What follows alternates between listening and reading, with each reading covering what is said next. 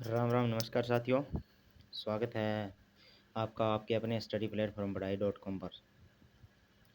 तो आज मैं आपके सामने उपस्थित हूँ एक नया टॉपिक लेकर, जिसको अक्सर याद करना थोड़ा कठिन रहता है और बड़ा रोल भी जो है परीक्षा में अदा करता है ये टॉपिक, हिंदी वर्णमाला। तो वर्णमाला ज्ञान है जो, इस पर बहुत सारे टॉपिक है। मुख्यतः संधि की बात करें तो सारा टॉपिक है जो इसी पर टिका हुआ है। तो बहुत इम्पोर्टेंट वीडियो है हमारा रहने वाला है, हमारी क्लास है जो बहुत इम्पोर्टेंट रहेगी। तो अगर आप एक बार आ चुके हैं हमारे वीडियो पर तो पूरा वीडियो देखें, और मैं आपसे वादा करता हूँ भी साथ ही साथ आपको ये टॉपिक है जो याद करवा दूँगा। तो बिना देरी किए आज का टॉपिक स्टार्ट करते हैं। तो आज का टॉपिक रहने वाला है हिंदी वर्णमाला ज्ञान। तो सबसे पहले बात करें वर्णमाला शब्द की, तो वर्णमाला कहते किसे हैं? वर्णमाला कहते किसे हैं? तो वर्णमाला की बात करें तो हिंदी भाषा की सबसे छोटी इकाई होती है ध्वनि। हिंदी भाषा की सबसे छोटी इकाई होती है ध्वनि। और इस ध्वनि को ही, छोटी इकाई बात करें तो ध्वनि होती है, और इस ध्वनि को ही हम क्या कह सकते हैं? वर्ण कह सकते हैं। हिंदी भाषा की सबसे छोटी इकाई ध्वनि होती है और इस ध्वनि को ही वर्ण कहा जाता है। और इन ध्वनि को वर्ण कहते हैं। और इन वर्णों का जो व्यवस्थित समूह रहता है,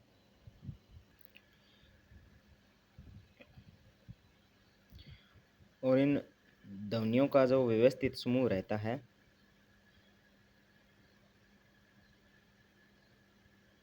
सबसे छोटी इकाई ध्वनि, और ध्वनियों को वर्ण कहते हैं। और इन वर्णों का जो व्यवस्थित समूह रहता है उसे क्या कहते हैं? उसे हम वर्णमाला कह सकते हैं। उसे क्या कह सकते हैं? वर्णमाला कह सकते हैं। वर्णमाला कहते हैं। तो सबसे पहले हमने बात की वर्णमाला की। तो वर्णमाला की परिभाषा कहें तो हिंदी भाषा की सबसे छोटी इकाई होती है ध्वनि, और ध्वनि को हम वर्ण कह सकते हैं। और इन वर्णमाला का एक व्यवस्थित समूह होता है। ऐसे नहीं हम भी किसी भी ध्वनि को वर्ण कह दें, नहीं। इनका एक व्यवस्थित और मानक स्वरूप होता है, और उन्हें क्या कह देते हैं? हम वर्णमाला कह देते हैं।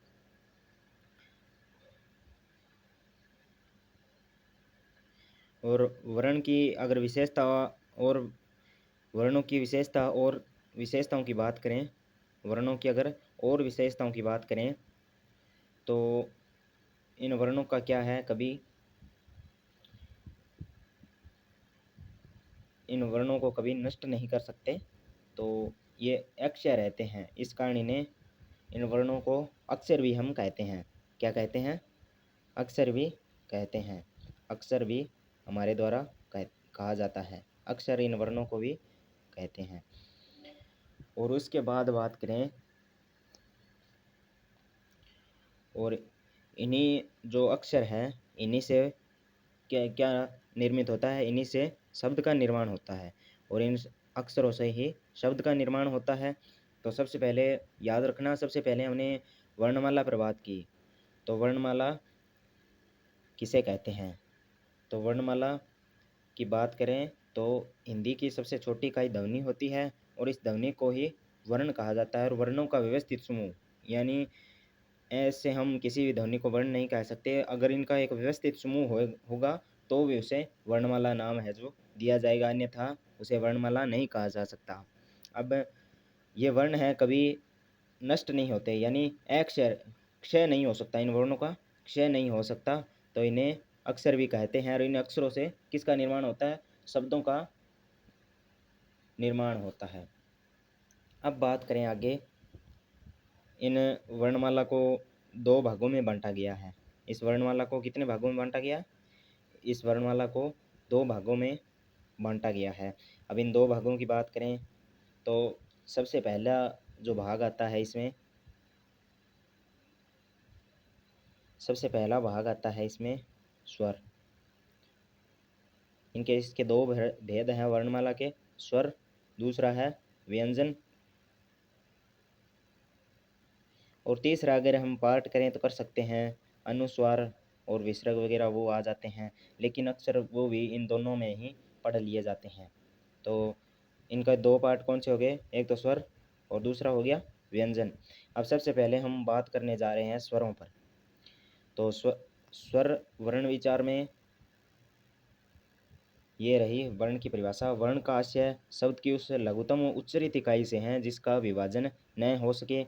वर्ण के लिखित रूप को लिपि चिन्हों को अक्षर कहते हैं। वर्ण ध्वनि का वो छोटा रूप होता है जिसे विभाजित नहीं किया जा सकता। तो हिंदी के कुल वर्णों की बात करें तो स्वर, व्यंजन, अनुस्वार और विसर्ग इसमें रहते हैं। अब सबसे पहले बात आती है स्वर पर। सबसे पहले बात आती है स्वर पर। तो स्वर है हिंदी में 11 स्वर है। और सबसे पहले हम इसकी परिभाषा पर चर्चा थोड़ी है कर लेते हैं। स्वरों की परिभाषा पर थोड़ी चर्चा हम कर लेते हैं। ये रहे स्वर। तो स्वर वे वर्ण स्वर कहलाते हैं जिनके उच्चारण में हवा फेफड़ों से उठकर बिना किसी बाधा के निरंतर रूप से मुंह या नाक के द्वारा बाहर निकल जाती है, अर्थात जीभ, गला, होठ आदि परस्पर कहीं भी स्पर्श नहीं करते। अगर दूसरी भाषा में बात करें तो निर्बाध रूप से जिन सार्थक ध्वनियों का उच्चारण हमारे द्वारा किया जाता है बिना किसी बाधा के, तो वो किस कैटेगरी में शामिल किए जाते हैं, वो वर्ण शामिल किए जाते हैं स्वरों में। तो हमने स्वर सबसे पहले वर्ण की परिभाषा की, उसके बाद वर्णों की जो विभाजन है वो क्या। अब वर्णों में सबसे पहले स्वर पर हम चर्चा कर रहे हैं। और बात करें इसकी आगे की तो स्वरों के भेद। सबसे पहले मैंने परिभाषा की, जिन वर्णों का उच्चारण या जिन ध्वनियों का उच्चारण बिना किसी बाधा के किया जा सके वो क्या कहलाते हैं, स्वर कहलाते हैं। अब आते हैं स्वरों के भेद। तो स्वरों के भेद है कितने आधार पर, दो आधार पर किया जाता है। तो पहला है प्रयत्न के आधार पर और दूसरा है उच्चारण स्थान के आधार पर। प्रयत्न के आधार पर और दूसरा है उच्चारण स्थान के आधार पर। अब देखिए, सबसे पहले हमने वर्णमाला के बारे में विस्तृत जानकारी ली। वर्णमाला कहते किसे हैं, वर्णमाला कहते किसे हैं। तो वर्णमाला हिंदी भाषा की सबसे छोटी इकाई ध्वनि, और इस ध्वनि को ही वर्ण कहा जाते हैं। और इन वर्णों का जो व्यवस्थित और सार्थक समूह आ जाता है उन्हें वर्णमाला कहते हैं। और वर्णमाला को कितने आधार पर, कितने भागों में विभाजित करके हम अध्ययन कर सकते हैं। तो सबसे पहले इसमें आता है स्वर, और फिर व्यंजन, और तीसरा पार्ट भी इसका किया जाता है अनुस्वार और विसर्ग। लेकिन वो इसके अंदर ही, हम दोनों पार्ट के अंदर ही उनका जो अध्ययन है कर लेते हैं। अब बात करें सबसे पहले स्वर पर। तो सबसे पहले स्वरों पर बात करें तो स्वरों के भेद दो आधार पर किए जाते हैं। पहला है प्रयत्न के आधार पर। प्रयत्न के आधार पर इसमें पहला आ जाएगा प्रयत्न के आधार पर,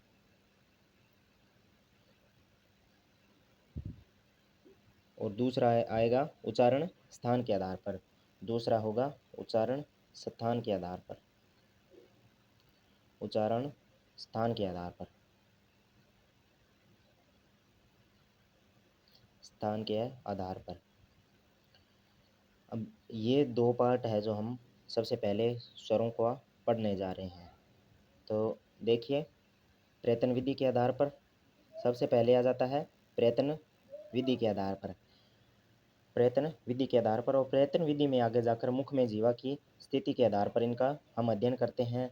और इसका फिर आगे पार्ट डिवाइडेशन है जो कर दिया गया है, क्यों, ताकि हमें पढ़ने में और आसानी रहे। तो मुख में जीवा की स्थिति क्या रहती है, तो अग्र स्वर इन ध्वनियों के उच्चारण में जीवा आगे की ओर रहती है। अग्र स्वरों में ये चार है, ई, ए और ऐ। तो सबसे पहले हमने स्वर जो है पढ़ लिए, उसके बाद हम इनका वर्गीकरण कर रहे हैं। सबसे पहले हिंदी में कितने स्वर होते हैं, 11 स्वर होते हैं। ए, आ, ई, उ, ए आई ओ औ। ये कितने हो गए? 1 2 3 4 5 6 7 8 9 10 और एक आ जाता है री। और फिर इसमें अनुस्वार और विसर्ग भी इसी में शामिल किए जाते हैं, तो वो अलग पढ़ेंगे बाद में। तो सबसे पहले अब देखते हैं हम कौन से। अब देख लिए हमने हिंदी में स्वर कितने होते हैं, 11। और इन स्वरों को आगे विभाजित कर रहे हैं। तो प्रयत्न विधि के आधार पर सबसे पहला भाग रहने वाला है प्रयत्न विधि के आधार पर, और उसी में आगे डिवाइडेशन इनका कर दिया गया है मुख में जीवा की स्थिति के आधार पर। और अग्र स्वरों की बात करें तो इन ध्वनियों का उच्चारण जीवा में आगे की ओर से होता है। और ये हैं 4, ई, ए और आई। आगे हैं मध्य स्वर। इस स्वर के उच्चारण में जीवा मुंह के मध्य भाग में रहती है। इसमें मात्र एक स्वर की काउंटिंग की जाती है, वो है ए।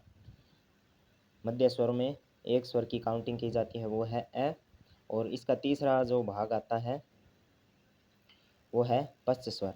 पश्च स्वर जीवा मुंह में पीछे वाले भाग में रहती है, या जो जीवा का संपूर्ण क्षेत्र है, संपूर्ण क्रियाशीलता है, वो मुंह के पिछले वाले भाग में रहती है। तो इसमें बाकी बचे स्वर इसमें आ जाते हैं आ, ओ, उ, ओ और औ। अब आती है बात इसी में प्रयत्न विधि में दूसरा आधार आता है ओष्ठाकृति के आधार पर। तो सबसे पहले ओष्ठाकृति के आधार पर वृत्तमुखी स्वर, होठों का आकार इसमें हो जाता है गोलाकार। और इसमें है ओ, उ, औ और ओ और औ है। ये थोड़ा मिस प्रिंट है, तो इसमें एक है ओ और औ।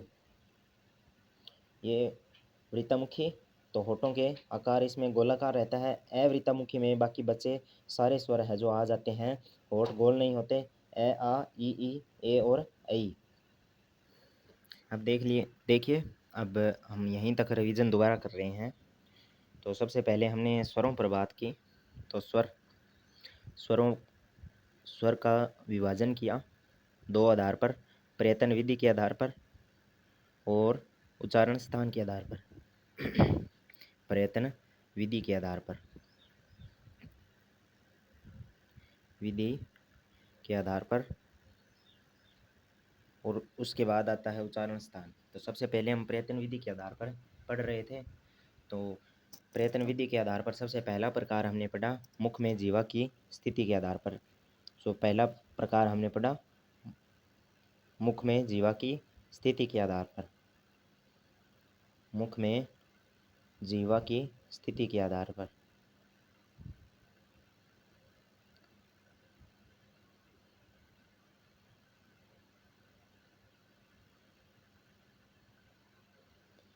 मुख में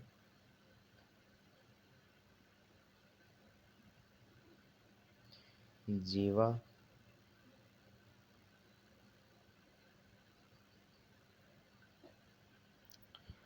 की स्थिति के आधार पर।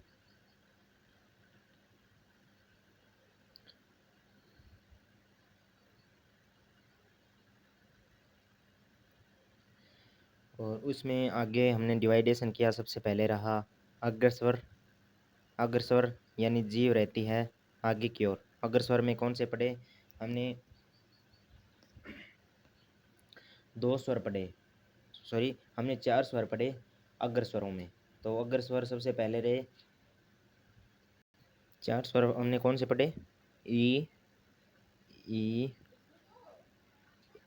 ए और ऐ।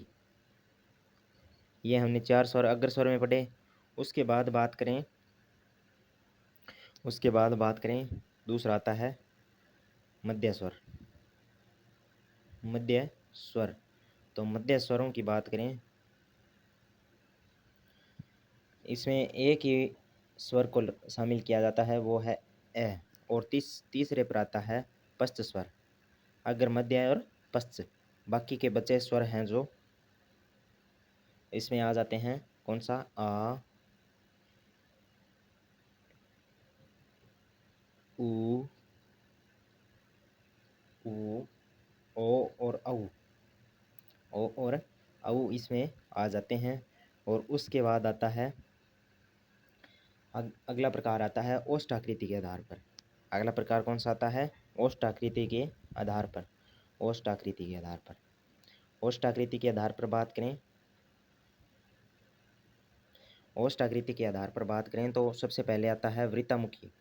जिन स्वरों के उच्चारण में ओष्ठ है जो हमारे, वृत्तामुखी मुख है जो हमारा थोड़ा गोल सा हो जाता है, तो वो कौन से स्वर शामिल किए जाते हैं? इसमें आ जाता है ओ, ऊ, ऊ, ओ और औ। ओ आ गया और औ, और ये ओ भी इसमें शामिल कर लिया जाता है। फिर आगे हम अवृत्तामुखी की बात करें तो अवृत्तामुखी में कौन से आ जाते हैं? अवृत्तामुखी में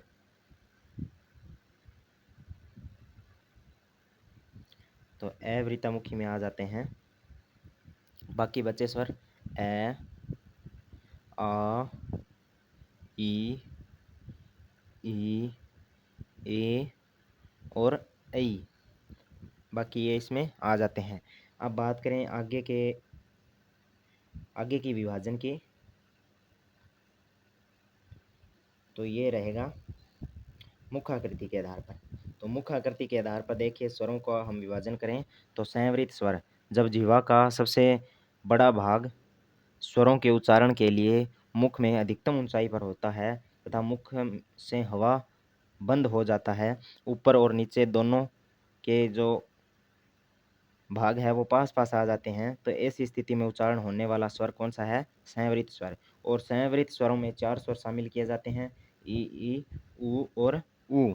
आगे बात करें दूसरा पार्टीशन इसका, अर्ध संवृत स्वर। उच्चारण के समय जीवा की ऊंचाई संवृत की तुलना में कम रहती है तथा ऊपर और नीचे के दांत थोड़े दूर रहते हैं और खुलते हैं, अर्थात आधे ही बंद रहते हैं, तब संवृत स्वर उच्चरित होते हैं। तो इसमें 2 स्वर आ जाते हैं, ए और ओ। अब आगे बात करें तो आगे आ जाता है विवृत, अर्थात खुला हुआ। विवृत का अर्थ क्या हो जाता है? खुला हुआ। जब मुख सर्वाधिक खुला हुआ होता है तब विवृत स्वर का उच्चारण होता है। इसमें आ जाता है एक ही स्वर आता है आ। आगे है अर्धविवृत, जब मुख विवृत स्वर से कम खुला तथा अर्ध संवृत से अधिक खुला हुआ रहता है, तब कौन से स्वरों का उच्चारण होता है? अर्धविवृत का। ए, ओ, ऐ और औ का उच्चारण तब होता है। अब बात करें तो हमने कौन सा प्रकार अभी पढ़ा है? हमने पढ़ा है मुखाकृति के आधार पर स्वरों का फिर विभाजन किया हमने। तो मुखाकृति के आधार पर स्वरों का विभाजन किया है तो पहला आ जाता है संवृत स्वर। कौन सा आ जाता है? संवृत स्वर। संवृत स्वर। संवृत स्वर में 4 आ जाते हैं, 4 स्वर आ जाते हैं, ई, ऊ और ऊ। ये 4 आ जाते हैं संवृत स्वर में। उसके बाद आता है अर्ध संवृत स्वर। इनकी परिभाषा भी हमने पढ़ ली थी। संवृत की क्या परिभाषा होगी?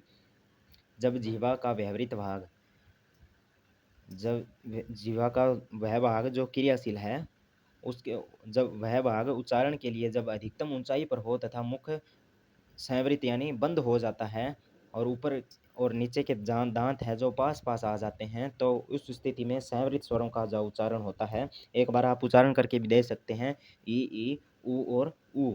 उसके बाद आता है अर्ध संवृत स्वर। उसके बाद कौन सा आता है? अर्ध संवृत स्वर।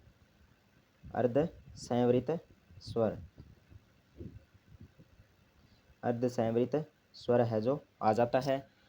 तो अर्ध संवृत उच्चारण के समय जीवा की ऊंचाई संवृत की तुलना में इसमें थोड़ी कम रहती है तथा ऊपर और नीचे के दांत थोड़े दूर दूर हो जाते हैं, खुलते हैं, अर्थात आधे ही बंद रहते हैं। आधे ही बंद रहते हैं, तभी इसका नाम क्या हुआ? अर्ध संवृत स्वर। तो तब कौन से स्वरों का उच्चारण होता है? अर्ध संवृत स्वर का उच्चरित होते हैं। कौन से आ जाते हैं इसमें? ए और ओ। ए और ओ है जो इसी में गिने जाते हैं अर्ध संवृत में। उसके बाद आता है विवृत स्वर, हमारा तीसरा भाग इसमें किसमें, मुखाकृति के आधार पर इसमें तीसरा भाग आ जाता है विवृत स्वर।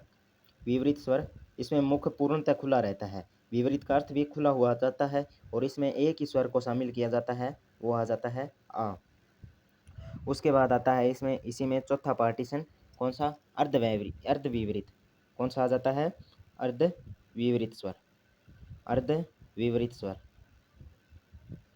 विवरित स्वर कौन सा आ जाता है, अर्धविवरित स्वर। जब मुख विवरित से कम खुला और अर्ध संवरित से अधिक खुला हो तो अर्धविवरित स्वरों का उच्चारण होता है। इसमें आ जाता है ए, ओ, आई और औ, ये चार स्वर इसी में शामिल कर लिए जाते हैं। इसी में शामिल ये कर लिए जाते हैं। कौन से, सबसे पहले हमने संवरित स्वर पढ़े, चार है ई, उ और उ। अर्ध संवरित स्वर कौन से, दो है ए और ओ। विवरित स्वर है आ, और अर्ध विवरित स्वरों की बात करें तो ए, आ, ऐ और औ आ जाते हैं। थोड़ा एक बार आपको मुश्किल लग रहा होगा, लेकिन जैसे जैसे आप इन्हें पढ़ते जाओगे, इन पर थोड़ी क्वेश्चन प्रैक्टिस भी करते जाओगे, तो आप क्या है, इस टॉपिक को बहुत अच्छे से कर सकते हैं। तो जल्दी ही हम इस पर एक प्रैक्टिस सेट भी लेकर आ रहे हैं, तो ज़रूर है जो देखें। अगर आपने स्वरों को, जो हिंदी वर्णमाला को पूरी तरह से आजीवन के लिए याद करना है तो। इसके बाद आगे बात करें तो अब आ जाते हैं दूसरा, जो हमने सबसे पहले तो किया था प्रयत्न के आधार पर, अब आ जाता है उच्चारण में लगने वाले समय के आधार पर।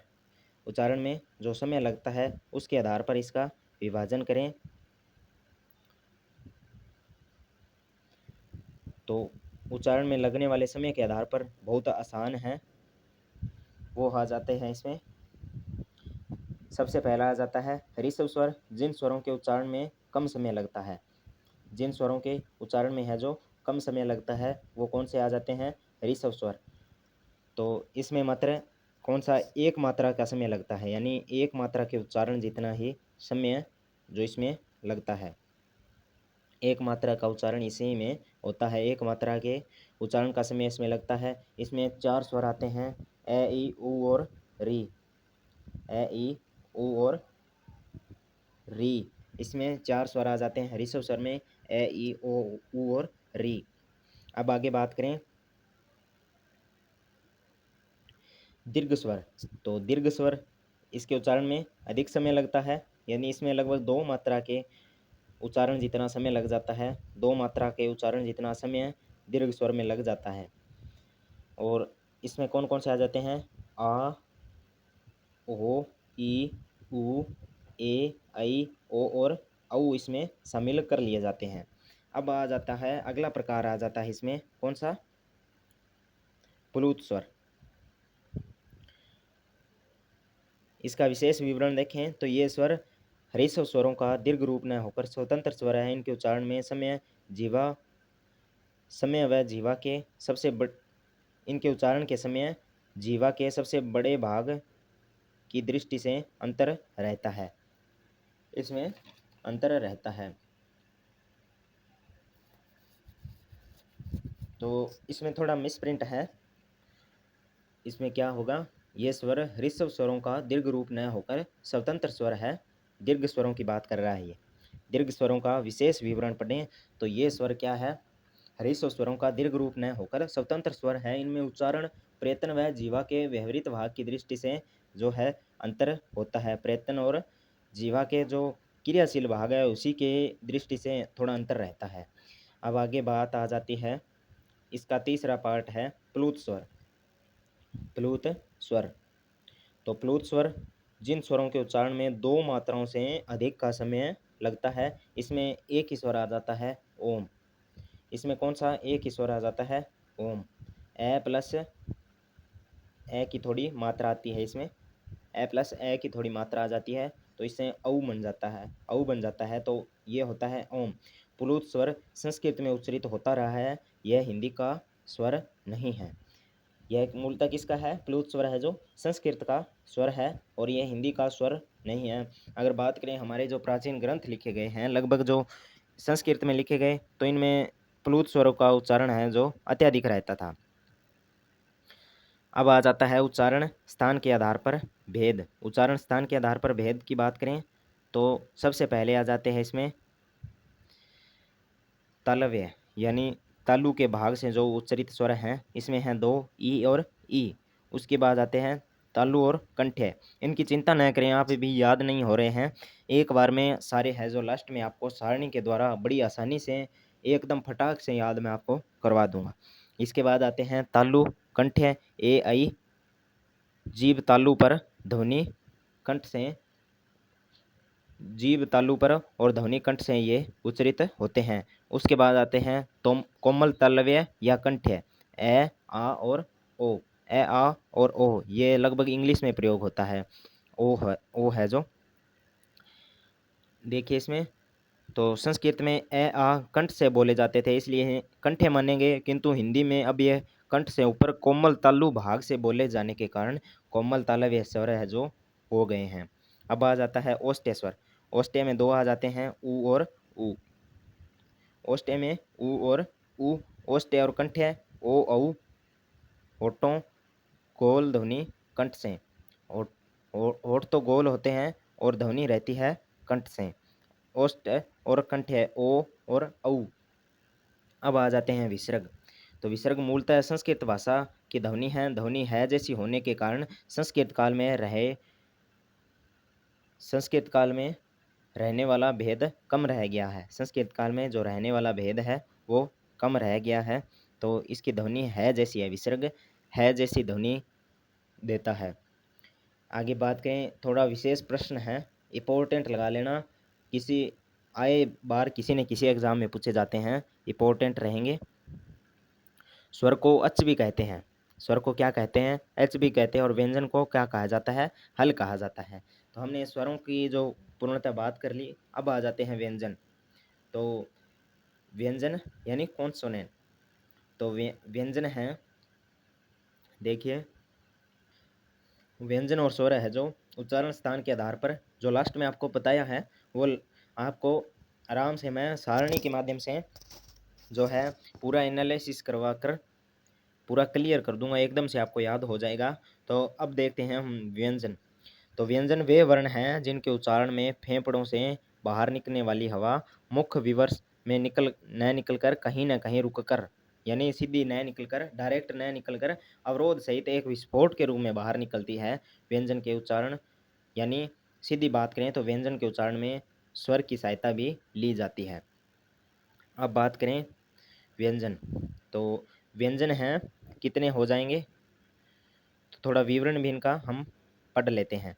विवरण भी इनका हम पढ़ लेते हैं। तो व्यंजन देखिए, तो व्यंजन हो जाएंगे ये, सबसे पहले आ जाते हैं क, ख, ग, घ और ञ।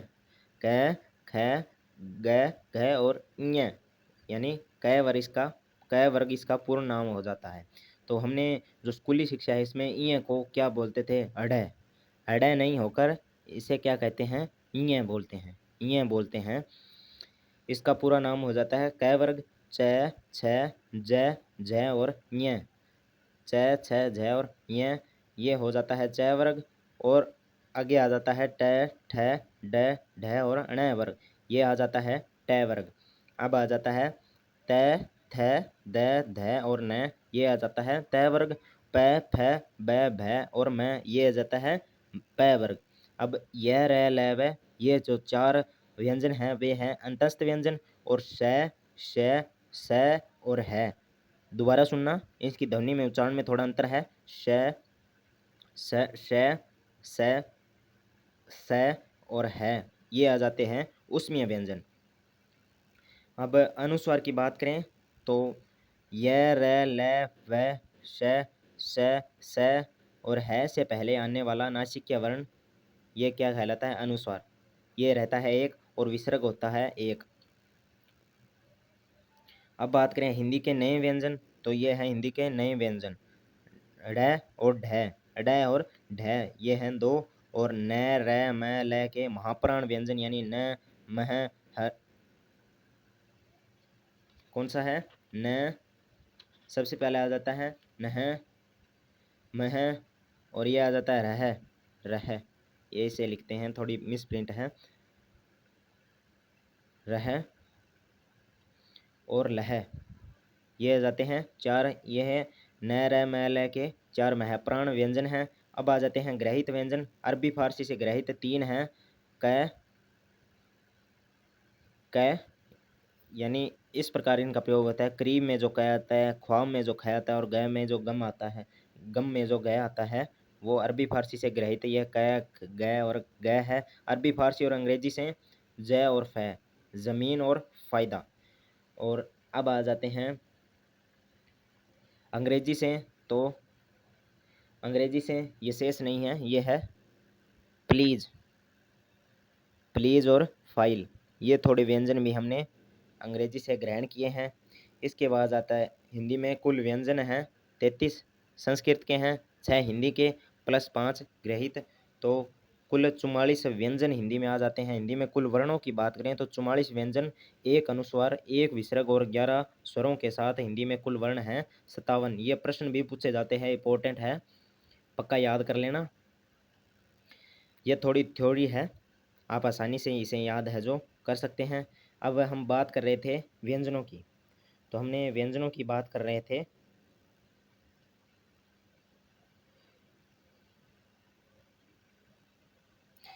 तो व्यंजन की हमने परिभाषा कर ली। व्यंजन वे वर्ण हैं जिनके उच्चारण में फेफड़ों से बाहर निकलने वाली हवा मुख विवर में निकलकर कहीं न कहीं रुककर अवरोध सहित एक विस्फोट के रूप में बाहर निकलती है। व्यंजन के उच्चारण में स्वर की सहायता है जो ली जाती है। अब आ जाता है व्यंजनों का वर्गीकरण।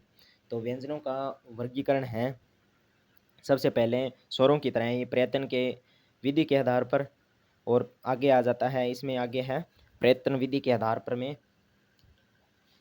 प्रयत्न के आधार पर किसका, व्यंजनों का हम वर्गीकरण कर रहे हैं। तो प्रयत्न के आधार पर स्पर्श संघर्षी कौन से आ जाते हैं? प्रयत्न के आधार पर स्पर्श संघर्षी घोष, अघोष, अल्पप्राण, महाप्राण, अनुनासिक, निर्नुनासिक, प्रकंपन, उत्क्षिपित, उत्क्षिप्त यानी अड़य अढ़य, प्रकंपन, उत्प्रेक्ष इत्यादि इसमें आ जाते हैं। अब आ जाता है उच्चारण स्थान के आधार पर।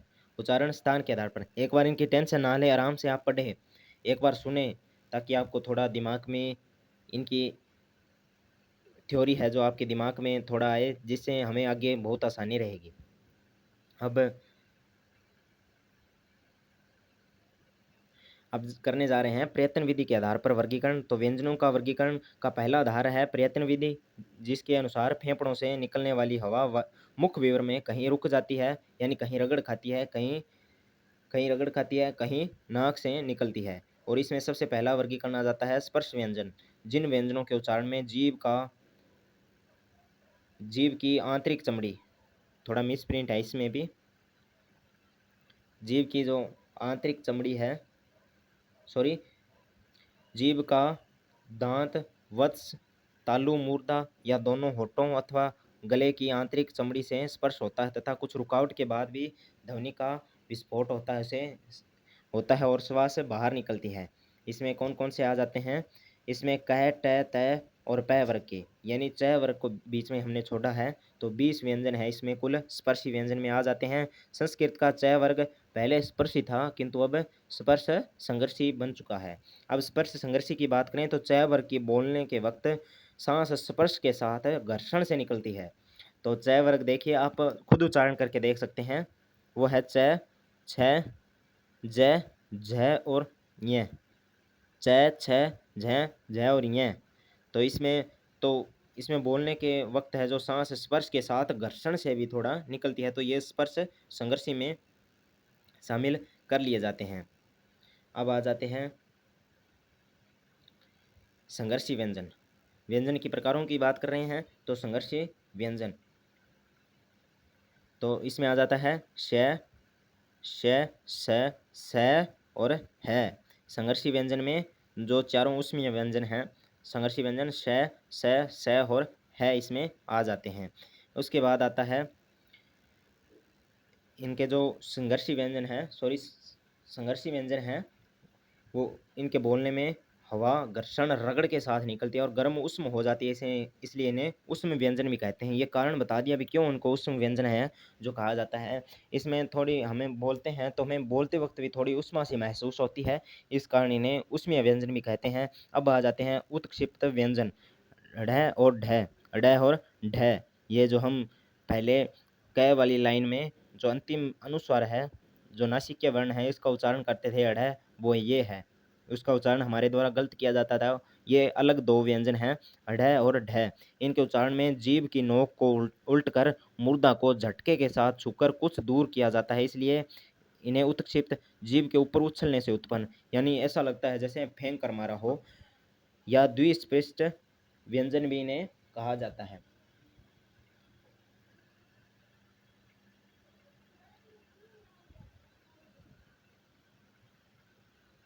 द्विस्पष्ट व्यंजन में कहा जाता है क्यों? क्योंकि जीभ से 2 बार स्पर्श करने पर अथवा ताड़नजात जीभ पर मुर्दा के मारने से उत्पन्न, यानी थोड़ी चोट सी लगती है जब इनका उच्चारण करते हैं।